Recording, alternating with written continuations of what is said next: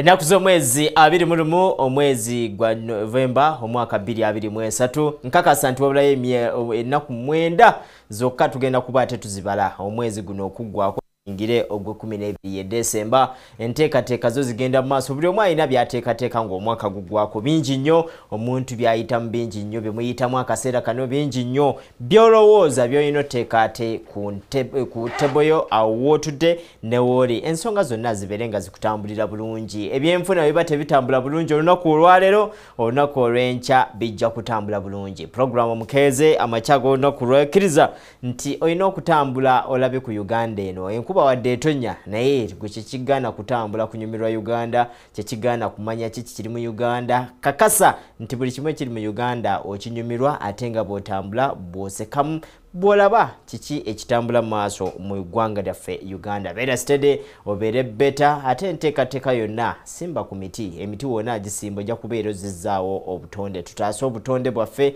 enkuba yiye ekyafudde emba yiye ekyagenda mu maaso n'olunaku lwaleero ekedde kufudde emba gw'atannavaayo na kijirikooti na ambuleera ewaka waliwo abazze banaabye nga tebajjeemu ngoye enkuba yeerabika nti mpitirivu bannaye tulina okwegendereza enkuba etukeeramu netusabula ogenda kukola nekukuba ng'olinga eyazizza omusango buli lunaku leero nina bodaboda gyempiseeko awantu awamu ng'etikka abaana okubatwala ku ssomero kyabika nti owa bodaboda bamuwa deal ey'okubeera nti akeera natwala abaana ku ssomero naye ng'enkuba etonnya atikka baana bali mu uniform nimba tutuulya ne ngamba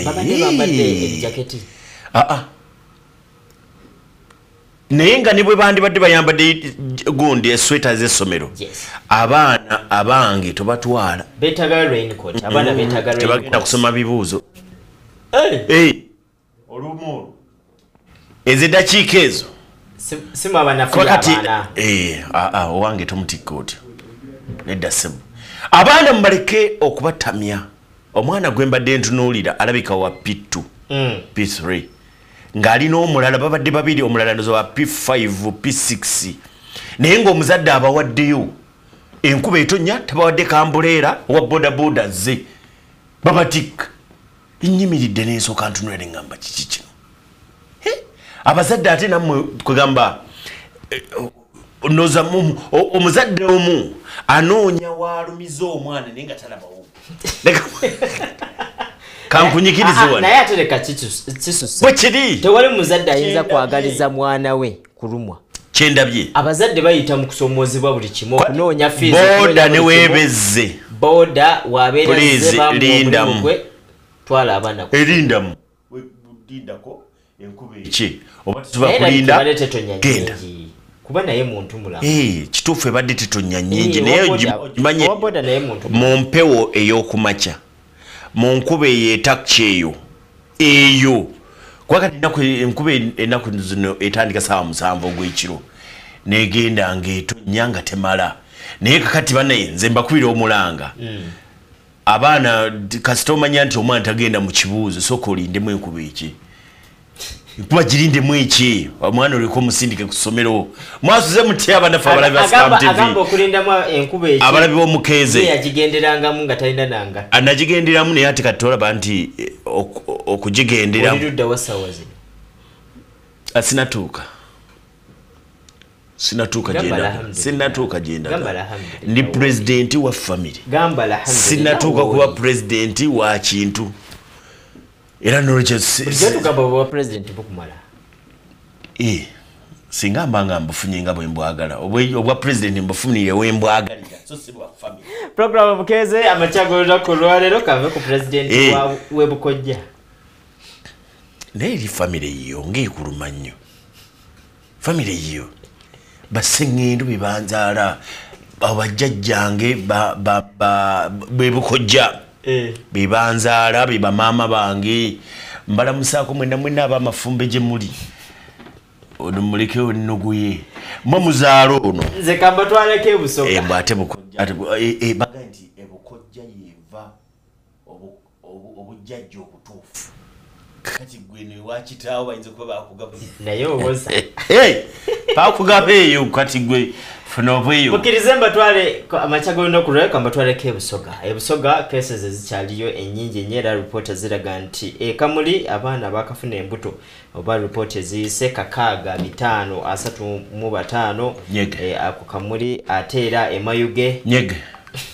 kakaaga 205 abonno mu biseera ebiyisaawo report zalaze nti bafunye embuto nga tebanneetuuka nga bakyali baana nyege ebeerawa ekituufu si byebyo abaana baffe simanyi bakola ebintu bino balondamu emyaka kiriko emyaka tekirina myaka naye kati ate eyo bansobi gavumenti bwe bayatta ekintu ekyo etuyambe ekigezeeko okukirambulula naye eyinza obutabanyegenyege abaana ab'obusoga naddala abasinga tebasoma abaana ab'obuwala wakati w'emyaka 15 19 yes tebasoma nagamba luli basajja baffe basimba omwo mu busoga ne bafuna abantu mu bungi ne bannange katu gavumenti kati nno wano erina okusitukira manyi buli wenda ba gap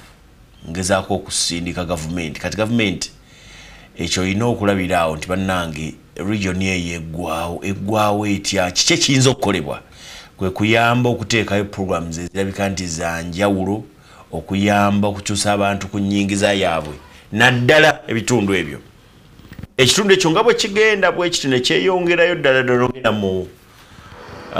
mu north east wonna si walungi mutuyambe okutandikira awo lwakuba nti eri gye kigenda kyeyongere Karamoja ate kifiira ddala naye wano era nawo gavumenti esobola okuteekawo amaanyi amangi projects ez'amaanyi ez'enjawulo okukyusa ennyingiza y'abantu olusi bye biviirako bino baana bava mu ssomero baana bakolaki yes nze gavumenti nojjukira naye abantu b'ebisoga bavuddeyo mu ddoboozi eryawamu basaba bantu nga yakayingira mu mbaga bw'ati nga yakagwa kye bamusabye kiri eki aveeyo afube okulaba nti abaana bano naddala aguluminga abaana bayambire ddala abaana ab'obuwala abafuna embuto n'abafumbo engeri gyali nti ye maama waffe ine bantu muyivu ebitongole bibeerayo ebyenjawulo ebyagala okuteeka ssente kati singa anayimirira n'asakira ekitundu kino naddala atandikire ku mwana omuwala tufa busoga efa busoga eggwawo atandikire ku mwana omuwala akole alwane bayamba abaana twanzege nsiriikiridde kubanga mbadde njagala kukutegeeza nti webutukidde olunaku olwaleero kibayita obwavu nga tukyabuliko bulabika nti bukyagenda mu maaso ate obwavu bwe bugenda mu maaso n'abagujubanira ebyobugagga nabyo bagenda era olina okwegendereza bano bwolaba bali mu ofiisi naasika kyasise kakati awo novaawo n'ogenda kuba amabanja nabo bangi nawulidde essomero eruweero banka yawandiseeko ebiwandiiko Equity Bank ati gyogere ati kati bw'ogisirikira ate yatutte bonogamba banka gundi yazitutte Equity yatutte essomero naye nga teritutte butwazi nti yawola obukadde 10 yabawola kale wulira obukadde 10 ne basasulako obukadde 37 abaana olunaku lwayo basoma aba bali mu bibuuzo naye nga gate bagitaddeko ki ekiwandiiko nti banka property kati sooka otunuulire olabe otegeere wetulaga bw'otuuka ku ssomero lya Woobulenzi Public Primary School erisangibwa mu Town Council y'e Woobulenzi mu district y'e Luweero amaaso gaggukira ku kiwandiiko kya banka ekyassiddwa ku wankaaki waalyo ekisoma nti bank property ekivuunulwa nti essomero lino oba ekifo kino kya banka. Kigambibwa nti banka ya Equity okutuuka okuwandiika bino ku bbogo w'essomero lino wadde lya gavumenti entabwe ku baali abakulembeze baalyo mu mwaka gwa 2019 okwewola ensimbi obukadde 10 ne basasulako obukadde 37 bwokka endala ne zibalemerera. Abamu ku bazadde abalina abaana mu ssomero lino batulombojjedde embeera ey'obunkenke gye balimu. okubanga essomero lya gavumenti bali kubako ekipande nga banka property twatiiridde ddala essomero lirimu abaana bangi bekyasinzemu okuba n'abaana abangi kati ffe bazadde bamufuna mpola tuli beeraliikirivu obuyinza obujjawa obuwola government institution.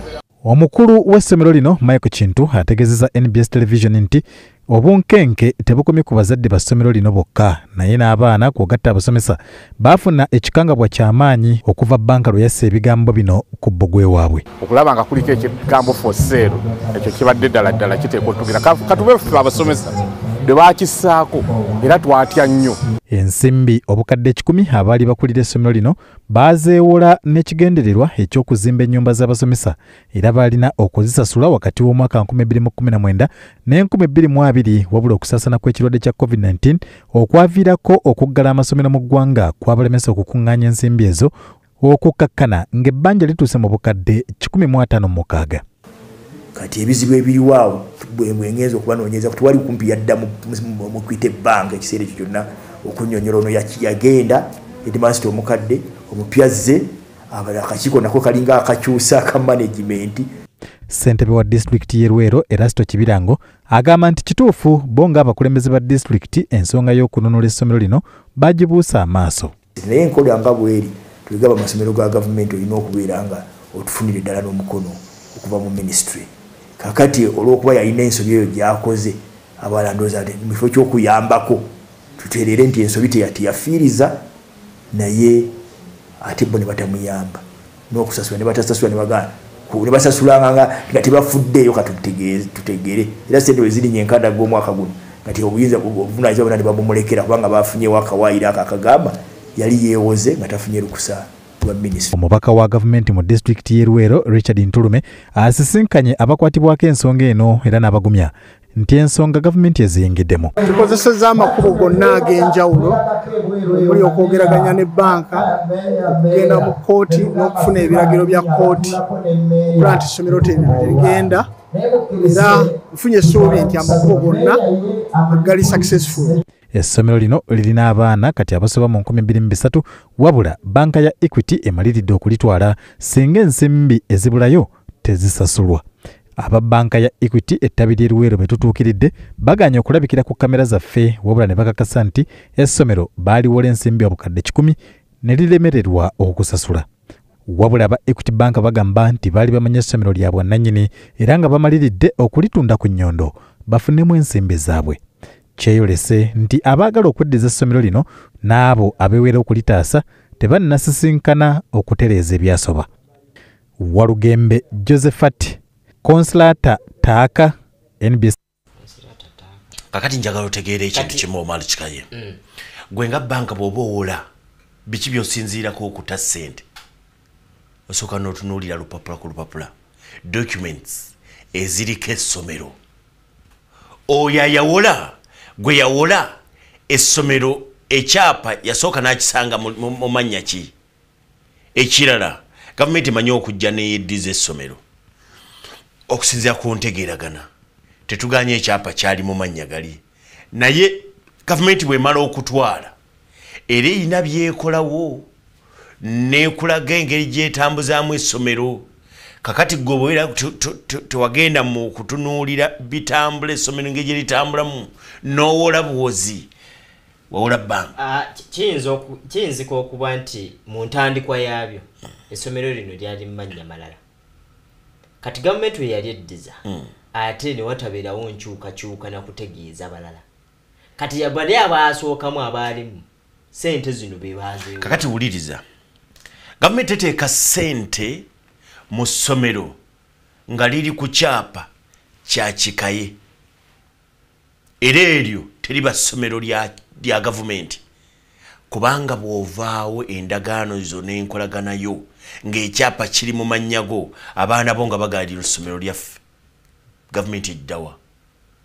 So bimu ku bintu bitandikibwako nga tonnaba kuwaayo essomero gavumenti bw'eba litwala ebyo byonna bikyuka. Kakati eyawolayo yatunuulira ki?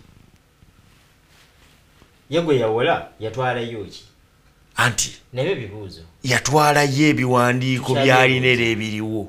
Banka tegambye nti yakola forgery kuba singa banka egambye nti oyo yatufera kitegeeza nti yatwalayo ebyapa ebitali bituufu. Yes, naye alabika yatwalayo ebiwandiiko ebituufu. Kati banka yo teyeetegereza. Otandika otya okumala gawola gavumenti bw'otyo. Gwani awola gavumenti. Eza Equity bukyanga ebanja. Equity bukyanga ebanja kano ko kalinja kalabika nti ejja kuba ejazifuna sente zaayo. Ejazifuna sente zaayo. Gavumenti endako katono kitutwale mpola. Ejazifuna olaba yafuna kasatu mu omusanvu. Nga bakkiriziganya ne basasula mpola. Basobola okukkiriziganya abaana ne basoma. Gavumenti netandika okusasula sente ezisigaddeyo si nyingi nnyo. Omanyi gavumenti ebintu musanvu ezasudde meka we batuukidde okwatachinga ekisomero nga nkaga mwezi mbubusatu awo.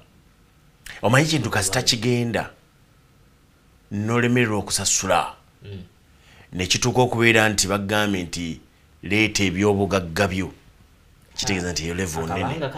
Kakati sooka otunuulira olabe ebyaleeta ebyobugagga byo byatuuse dda ku kitebe eky'obusiraamu Kampala mukadde. Omwalo kikayo okusinziira ku kiwandiiko kye nnina wano kyavudde mu kkooti enkulu eyawano. Ekiwandiiko kye nnina wano kiraga nti omusango ogwawaabwa omusajja ayitibwa Kyabahwa Justice nga awaabira Uganda Muslim Council kiraga nti omusango ogwo gwasalwa ng'ennaku z'omwezi 7 August omwaka 2023. Omusango ogwo ogw'ettaka ogw'okutunda ettaka Justice kigambibwa mbu yaguzibwa ettaka essembabule eryali eritaliyo bamuguza Uganda Muslim Council yamuguza mu bufunze gamba ettaka ery'empewo kwa bamuguza ate ne bamala ne baguza omulala ettaka ery'empewo. Kakati ekyo si kye tulimu kubanga mu August nga 7 kooti ya sale enkulu nega nti Uganda Muslim Council omusango gukusinze era omusajja oyo mumusasule obuwumbi 18 obuwumbi ko ngambye buddemu kambusomere ddala. Uganda Muslim Council yalagirwa esasule obuwumbi esasule Justice Kyabahwa obuwumbi 18 n'obukadde 909 n'emitwalo 18 mu 14. Zino we zijjira nga ziva ku musango ogwawaabwa Justice. Justice kigambibwa nti yagula ettaka essembabule ery'empewo ng'aligula ku Supreme Council era n'asasula obuwumbi bwe 3 ne sente ezigwamu.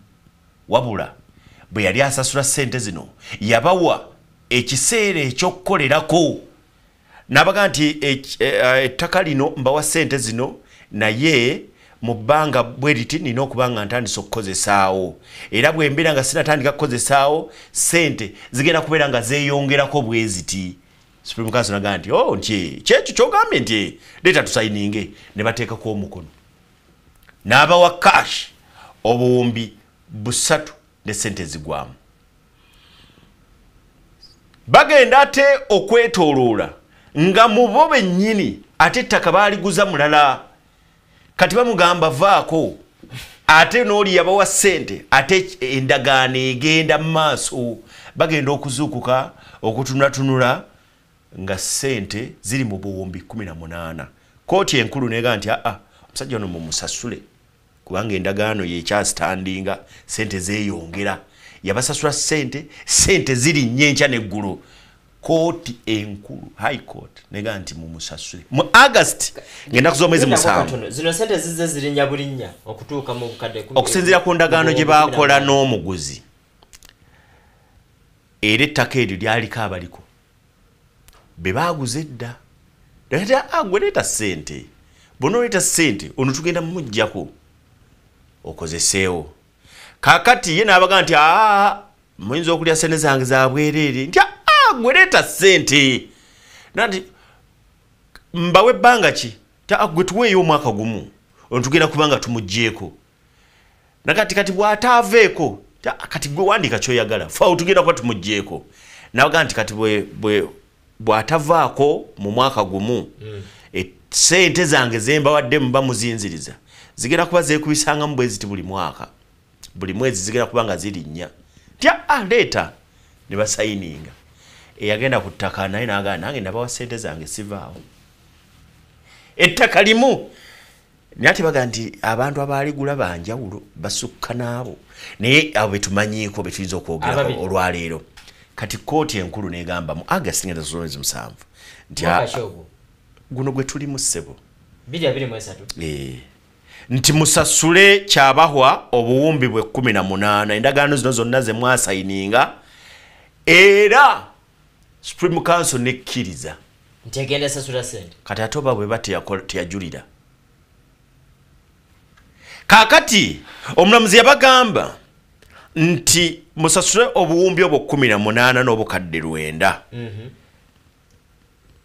mwongereko ne sente ez'emisolo omanyi bw'obeera muli ofuna adjournment simanyani biki mulina bye musaba by'amateeka bw'ogwo bimanyi kakati birimu omusolo kooti yabagamba obukadde no billions bwe buwumbi obuwumbi 4 n'emitwalo zino ndaba milioni 4 yes milioni 4 si milioni 4 milioni 4 4 million 399,000 omusolo kati waliwo omusolo omulala guliko obukadde 3 kakati bw'ogattagatta ne babagamba nti omusajja ono kyabahwa alina okuvaawo n'obuwumbi bwe 19 obuwumbi 19 n'obukadde 221 n'emitwalo 68 mu 8 mu 206 figures zino nzisoma nzetegereza nnyo twayayogedde ebitali bituufu Supreme Council erina okusasula olwaleero obuwumbi 19 kakati kyekyaddiridde kooti olunaku lw'eggulo yatudde negamba nti okuva mu mwezi mu August ng'ennaku z'omwezi 7 paka olunaku olwaleero ebbanga litambudde ate bannaffe aba Supreme Council tebaagala kusasula mubajje lwaki tosasula ssente zino nomugamba nsasula naga nti ssente tewali kati kooti laba kiyakoze kooti ng'eva esinziira mu mulamuzi nja mukuwa wansi awo yasazeewo nekwasa babayita Bawannyondo Oluganda Bawannyondo egamba bino bikulu nnyo boyongerezaako abakooti Bawannyondo bakooti ne bakwasa amaanyi okutunda ebintu babiyise immovable property iwa kutakere ebya Supreme Council era kooti n'ebirambulula negamba gwe bakwasizza Wannyondo nti singa tookikole olina okudda mu kooti ng'ennaku z'omwezi 21 Desemba omwaka guno mu kooti otutegeeze lwaki tokikoze era bw'oba okikoze dda mu kooti otubuulire okikoze otya twogera ku mwezi gujja bamwadde ennaku 3 kooti ewa Wannyondo ennaku 3 ennaku 9 zezibulayo guno omwezi gugweko kyeŋŋamba leero 22 bagimuwadde jjo nga 21 order nomugamba tukuwadde ennaku 3 leero 21 okugenda okutunda bino wammanga bye ngenda okubuulira era okubiteekako nti tukutunda n'ebipande nti awo watundibwa kati batunda bafunamu zino sente batunda okunoonya sente ebimu ku gavumenti ebimu ku kooti byataddewo ekisooka biri ebintu 8 property za Uganda Muslim Council wetegereze bulungi uliriza bulungi ziri 8 esooka tetutiisa land comprised that in leasehold plot land at Kampala William Street plot 30 owandise bomzikiti namba emu batugambe William Street bawanyondo gwe bagambe nti kuba otandikira okutunda tebalitunda weriri liri manyaga bali banoonya buli ekiri manyaga Supreme Council banoonya obumbi bwabwe 19 ekisooka ettaka lya William Street plot 30 namba 2 ndabako wano plot 23 to 25 Old Kampala bategeeza ki muzikiti siwe wali omuzikiti awo sibimanyi sebo tulinawo property nyingi kati abamanyi bagamba abamanyi ekifo ekyo bebanatubulya ne okusinzira ku namba 2 wano baga nti plot 23 to 25 kiregeeza nti waliwo ne 25 Old Kampala awo weyogera waliwo amaduuka simanyi somero waliwo eddwaliro simanyi umwalu kikayinso mabiri wano ekyokusatu kye balina okutunda jukira bamwadde date abiri ekoti yawadde date plot 5463 land at Chanja Chadondo block 195 land at Chanja ngoyise wanne ekisasiro ogenda ejaji ekyokuna ettaka eryaweereddwayo okubanga litundwa erya Supreme Council amanya nze twahamkibi tuli ku Salam TV program Omukeeze tetwogera byanjwanjwa bino bye byateekebwawo number 4 1 square mile land at Bukwe Ehoima ya Uganda Supreme Council number 5 1 acre piece of land located at Lumbas mu kibuga Jinja ekyomukaaga plot of land at Mbale City ekyomusanvu shares za Uganda Muslim Council eziri mu Uganda Ranchers Limited ekyomunaana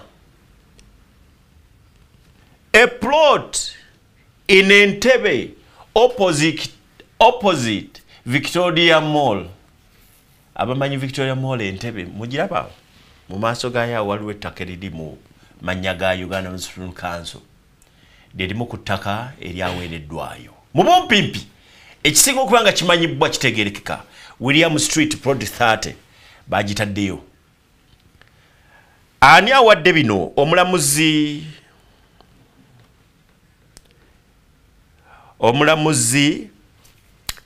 Her Worship Catherine Aguero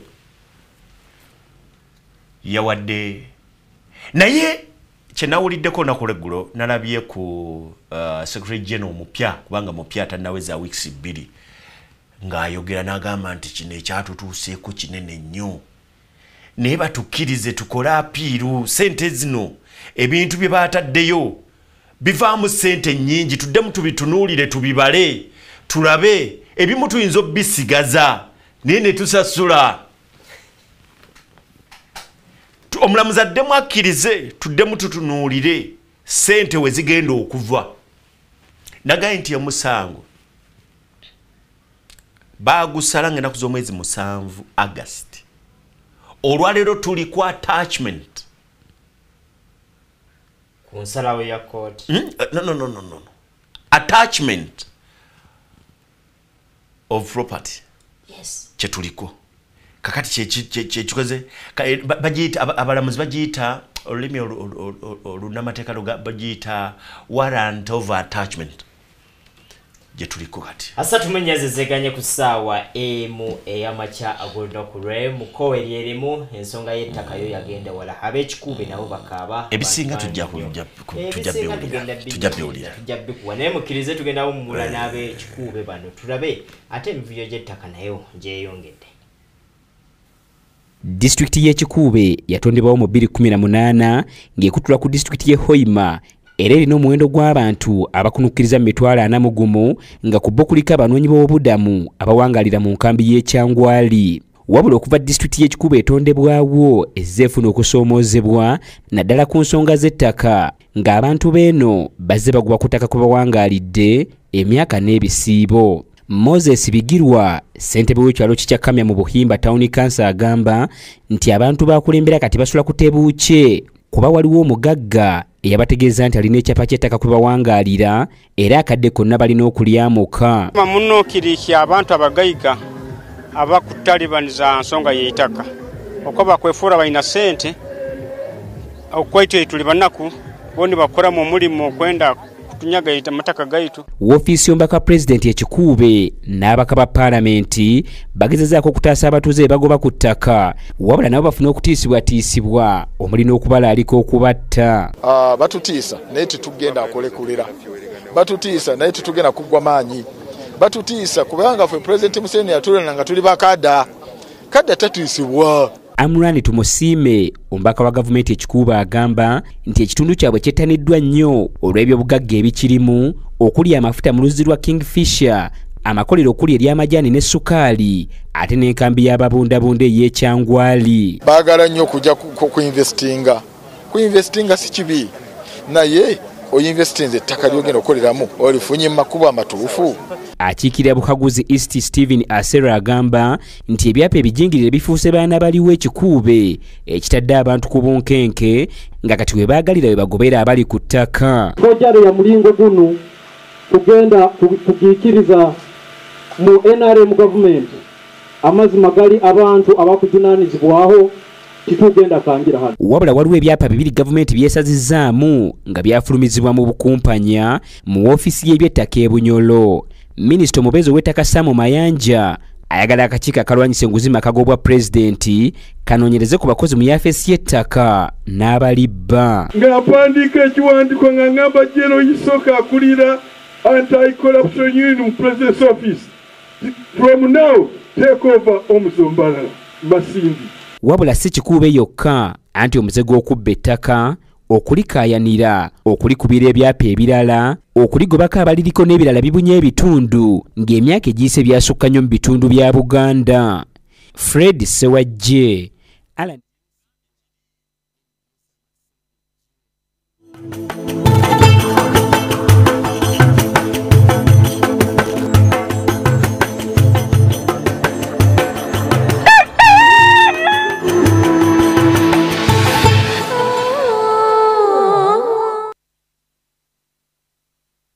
Babu Enterprises Limited. Oli musuubuzi oba ozimba kasiisirako. Balina Goodwill Tiles ku bbeeyi ya factory. Ubekkolero ebyamazinga pipes, taps, engogo, ebizimbisibwa byonna biweetaaga. Yooyoote enjuuyo mwatto. Balina sink, tanka z'amazzi, saako ne malidaadi yenna ow'omu nnyumba ow'omulembe. Yooyoote enju y'ekirooto kyo bambi. Ng'ojja mu Babu Enterprises Limited. Basangibwa bwayise. Ave Kampala nga wakayise ttaawo. Ave Kawempe nga wakava ku bitaala. Oyo ye bwayise mujja okusanga Babu Enterprises Limited. Ofune malidaadi w'omu nnyumba yenna gwe weetaaga. Essimu 0703 5 19 57 oba 0772 35 57 02. Buli ayagala okuwunda enju ye Babu Enterprises Limited.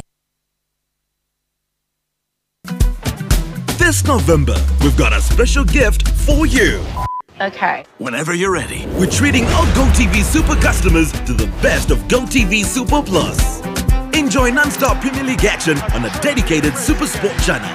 The hottest shots in the history of the Premier League. Delight the kids with the biggest teen icons on Disney Channel. Get starstruck with international movies and series on Studio Universal and Universal TV. Damn. And sample the best local shows on Africa Magic Showcase. So get ready to level up your entertainment with over 70 mind-blowing channels as we give you the go from Super to Super Plus all November long. Go TV. Love it.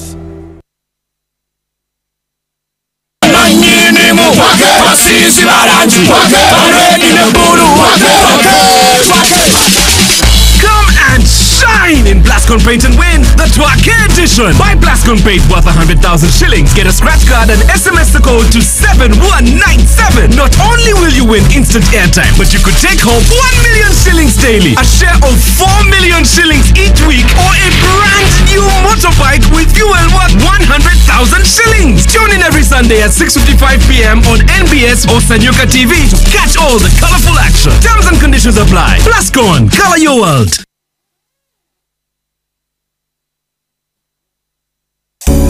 Prepare to turn up the volume of excitement and save lives in the most fun way possible. Imagine a day filled with joy, games, laughter, and delicious treats. It's the Malaria Family Carnival. Did you know that unprivileged families spend a staggering 25% of their hard-earned money on malaria treatment? But we're here to change that. Join us on December 10th, 2023 at the Legends Rugby Club and kickstart the festive season. We're turning the fight against malaria into a thrilling adventure. The search for a good plan for holiday makers is over. This year's theme is Zero Malaria by 2030. It's not just a goal, it's a promise. Have the time of your life while making a real impact. All you need is a ticket for just 50,000 Uganda shillings. Come on, Uganda, let's stand together and ensure that malaria is history. Together, let's control the spread of malaria and save lives. Malaria Family Carnival, where fun meets purpose. Let's have a blast for a cause. See you there. Sponsored by Ministry of Health, Malaria Free Uganda, Rotary Uganda, supported by Legends, Quicket, Fenon and NBS TV.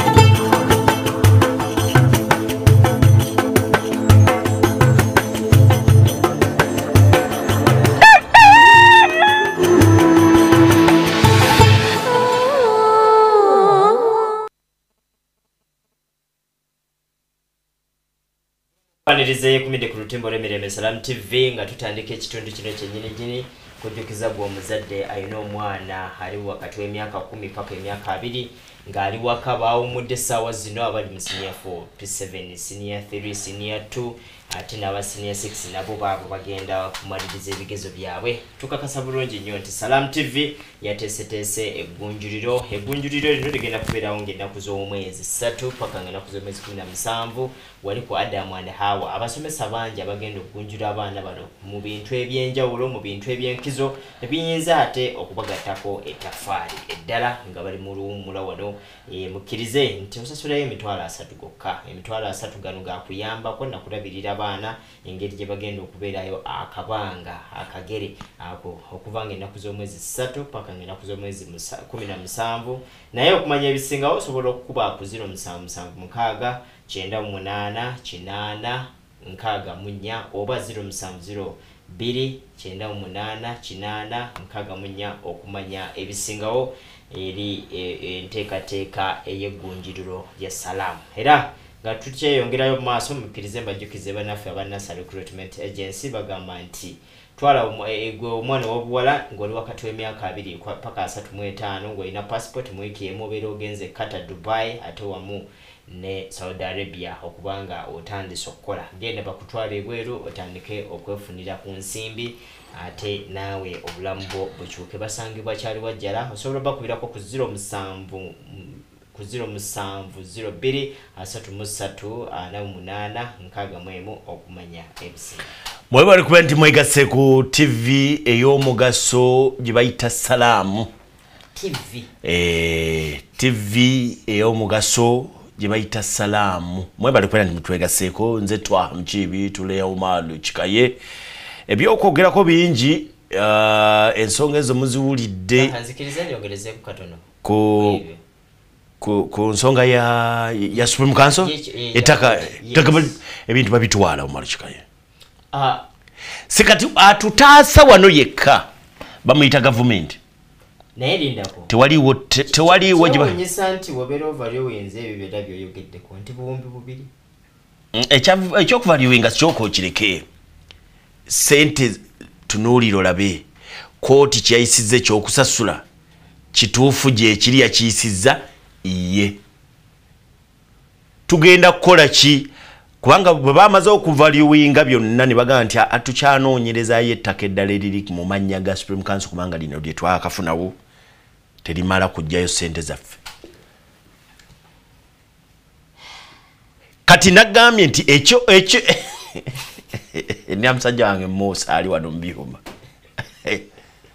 Antunuulidde n'alowooza nti ebigambo byenjogerako Sebu ebyobugagga byenjogerako bya Supreme Council birina okusigala. Kati gwenza okubanga toyagala twaha mukibi olwalira akulembera Supreme Council. Ozokuba toyagala Kikaye olwokuba ne Kikaye ayinawo emyaka mitono awo okuvaawo. Tasobola kuvaawo. Bino bisigalewo. Tasobola kuvaawo. Nga buli kimu bakitutte. Alinga yakima ebyo. Tekisoboka. Tugende mu napostal na kulwalero bintu bingi nnyo atera. Kati no grant nze natandise okuba omulanga eri government. Government tuyambe oje osasule omusajja kati William Street egende. Plot 23 to 25 oli Kampala eyo njagala ugyetegereza kulaba oba kwe kuli Gaddafi National Mosque. Sida wakutegeera. Muna pastor na kure yinebu yinevudeyo atela polisi ya kwata abantu ababigezo. Muri ba director aba headmaster n'abantu abalala sawa zino okunoonyereza kugenda mu maaso naye batulaze wano nti cases ziri 25 zino ezekwata ku bibuuzo bya senior fe byagwa. Ebyo ezo ntono malu Kikaye. 25 national wide. Ati abantu bagenda kubasiba sina kindi okusasula obuko. Ezo ntono kuzaaliwo nga Kikaye okola ebibuuzo. Oh. Bidi mali mwina n'erinnya nga mubiyita busasi. Obusale. Akasale kazi. Akasale kaluwa. Kakati onyumya ku cases ezo. Baleke bagende kwa kati atobo boyise butono. Babutono. Aya. Kanto wide.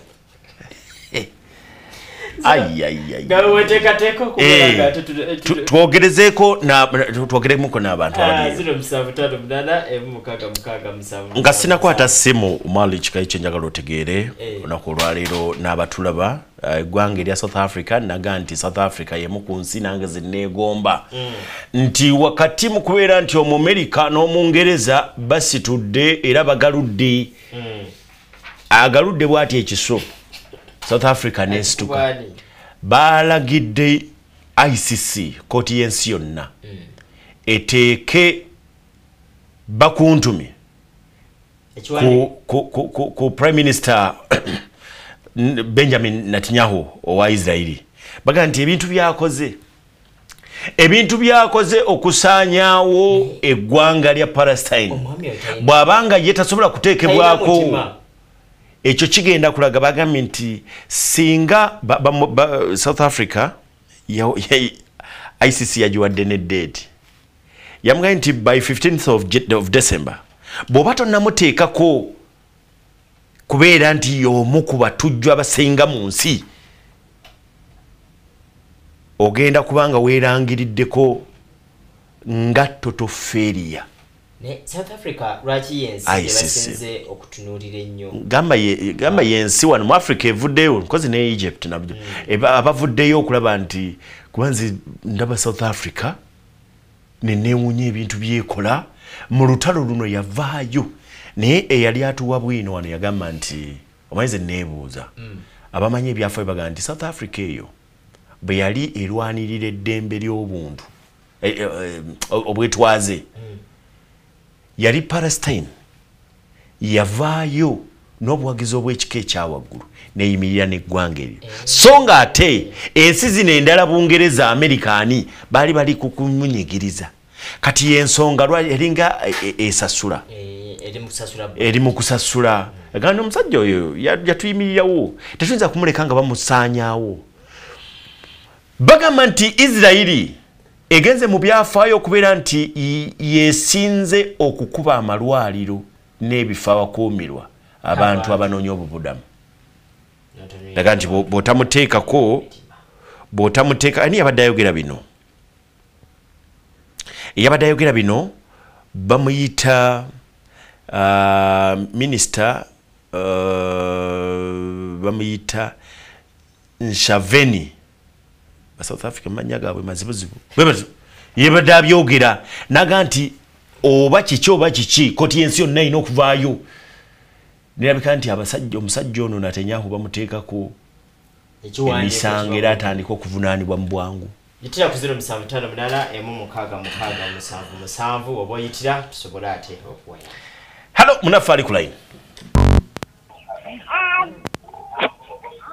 wangi sebu. Assalamu alaikum wa rahmatullahi wa barakatuh. Wa alaikum salam wa rahmatullahi wa barakatuh. Mama yongeze eddoboozi. Wabula umaru kikayenze nkubulire gavumenti enebeere feya. Ebeere feya. Wano bwe twalaba abanakatuliki nga kyaki yabwe bagisaanyaawo baavaayo ne batagalala bati. Naye kaakati ffe abasiraamu okufuna obuzibu bwe butyo ne batulaga nti era batunde ebyabwe amangu ago decision neebaawo tutunde ebyaffe. Katubategeezeeyo ekintu kimu bayirawo eno maama sisitemu emiyaga. Katubategeezeeyo ekintu kimu tetujja kuva ku busiraamu oba batunyigiriza batyo oba batukoyeza batyo obusiraamu tetujja buvaako. Lw'emiyaga oba obuzayo distance ky'okutuuka e Ssembabule. Wabulayo ndowooza mayiro nga 43 bwezityo.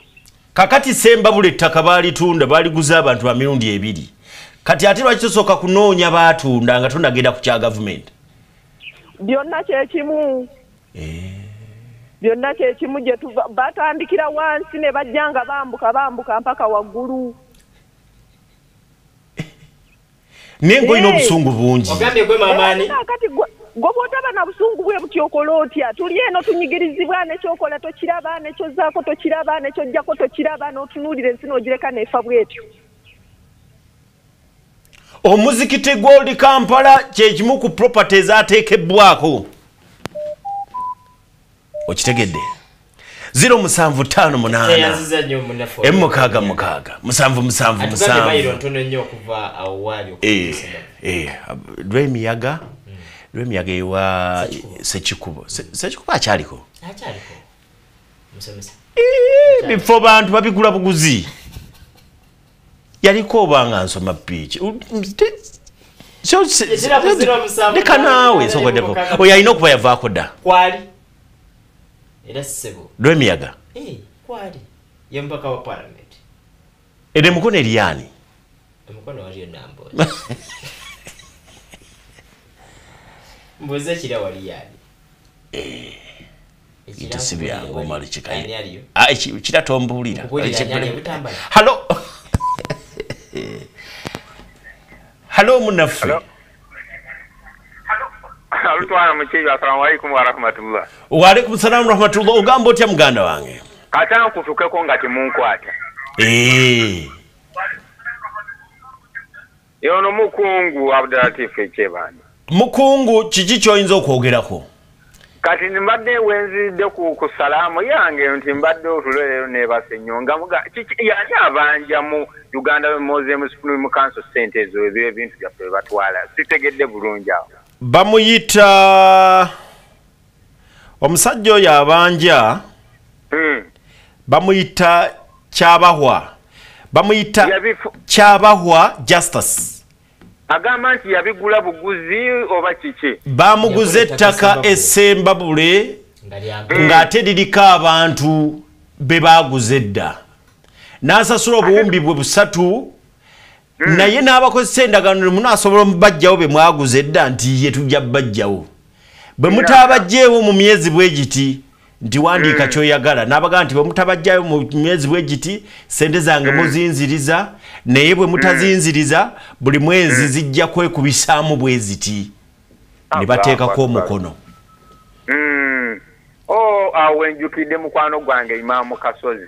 Imaamu Kasozi waliwo ebintu byajja n'atugamba nga yagamba nnyo ku mbalalaawo abantu abamu ne bamulaba obi ne bagamba akasajja kukoogera obi mu bajje.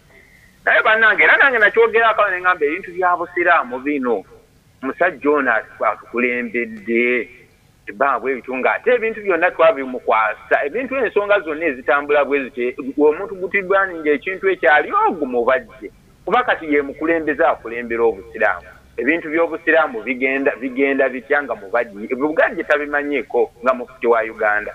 Listi ogitegeddeko ebintu by'obugaggwa byonna ensawo yaffe yonna twabigikwata listi ogiwulidde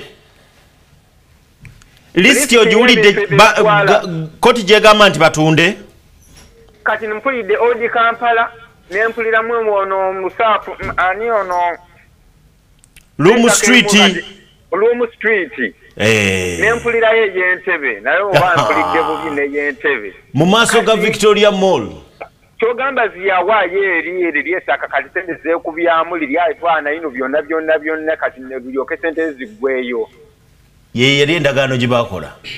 Allahu akbar, asajja batutunze sina kyenyongereza.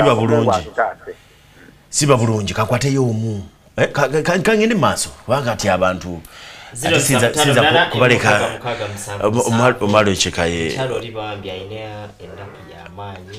nedda naye ati kakati ye ekintu akitegedde bubi agaye gavumenti yetutunda si bwe kiri wano waliwo ebbanja eritaka okusasula eve yetuyambe naye agamba nti gavumenti erituddawa kube alaba eyamba abalala abajjayo sente bainako mmeka tubongerereko malukikaye ebintu bitegeere gavumenti kati muinawo mmeka kubanga